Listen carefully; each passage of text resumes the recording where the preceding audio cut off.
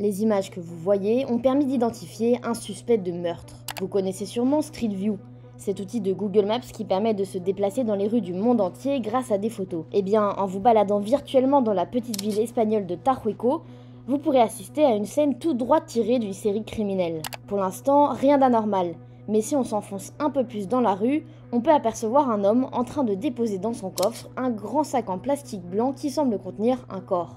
Si on remonte un peu dans la rue, on peut également voir le suspect descendant avec une brouette contenant le mystérieux paquet.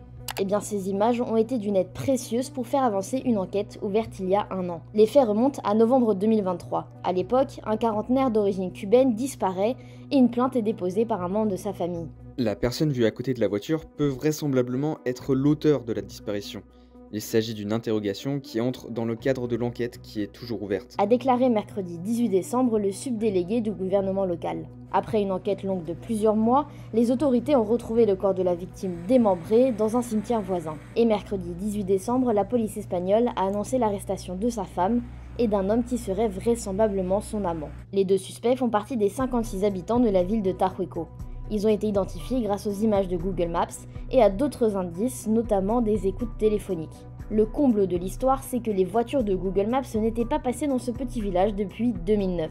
Par un incroyable concours de circonstances, l'une d'elles est repassée par là juste après le meurtre.